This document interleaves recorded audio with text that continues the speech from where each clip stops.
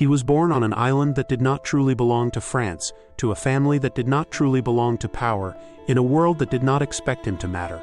Napoleon Bonaparte entered history quietly, almost invisibly, in 1769 on the rugged island of Corsica. His childhood was marked not by privilege, but by resentment.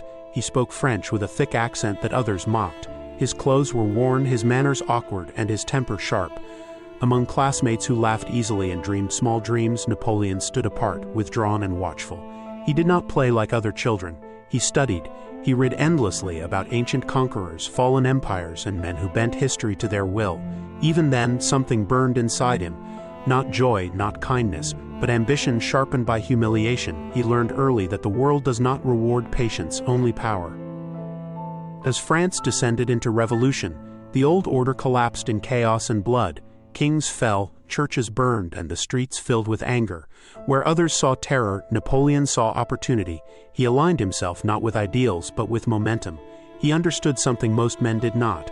Revolutions do not belong to the righteous, they belong to the ruthless. As a young artillery officer, he displayed a chilling calm under fire, directing cannons with mathematical precision, treating war not as tragedy, but as calculation. His rise was swift, almost unnatural. One successful defense of the government made him indispensable. Victories followed in Italy, where armies larger than his collapsed under speed, discipline, and his absolute confidence. Soldiers adored him because he led from the front. Politicians feared him because he could not be controlled. Napoleon returned to Paris not as a servant of the Republic, but as its most dangerous asset. The people were exhausted by instability, desperate for order, willing to accept authority if it brought peace. Napoleon promised exactly that. In truth, he offered something else entirely. Through political manipulation and popular support, he seized control, first as first consul, then something greater. In 1804, he crowned himself emperor. No divine blessing, no ancient lineage, just a man placing a crown on his own head, declaring that history itself had chosen him. To some, this was betrayal. To others, salvation. Under Napoleon, France gained order, law, and efficiency. The Napoleonic Code reshaped justice, ending feudal privileges and promoting equality before the law. Schools were built, bureaucracy modernized. Merit mattered more than birth, yet every reform carried the shadow of control. Freedom existed, but only within boundaries he defined. War followed him like a second heartbeat. Europe trembled as nation after nation fell. Austria, Prussia, Spain. Borders dissolved under his campaigns. He moved armies faster than anyone before him, struck harder, adapted quicker. Kings fled, empires negotiated. Napoleon reshaped the continent not only through battle but through ideology, spreading revolutionary principles even as he ruled like a monarch. To supporters, he was a visionary who dragged Europe into modernity. To his enemies, he was a tyrant cloaked in progress. Millions marched under his banners. Millions never returned. Fields became graves.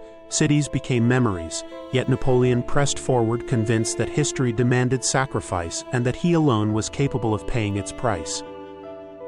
His greatest mistake came from believing his own legend.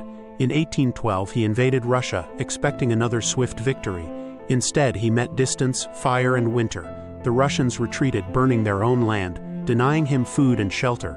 The cold arrived like an executioner.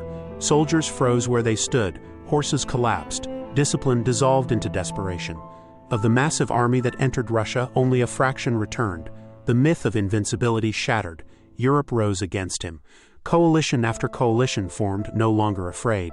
Defeat followed defeat. Napoleon was forced into exile, stripped of his empire, sent to a small island, a ruler without a realm. But ambition does not die easily. Napoleon escaped. For 100 days he reclaimed power, and soldiers who once fought against him now rejoined his cause. Europe watched in disbelief. Then came Waterloo, rain fell, plans failed, enemies held their ground. For the first time, Napoleon was outmaneuvered. The battle ended his reign forever.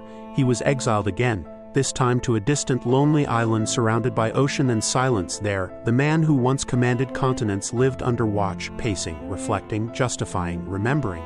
He dictated his version of history, framing himself as a misunderstood hero, a martyr to destiny.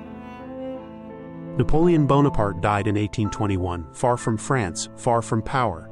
But his death did not settle the argument. It began it. Was he a liberator or a destroyer, a modernizer or a mass killer, A genius who rose from nothing or a warning about unchecked ambition, his laws still shape nations. His wars still haunt Europe's memory. Statues of him stand tall in some places, torn down in others. History never reached a verdict because Napoleon himself was a contradiction. He proved that one man can change the world, but also showed what it costs when he does. And even now, centuries later, the question remains unanswered. Was Napoleon Bonaparte the hero history needed, or the lesson it tried to teach?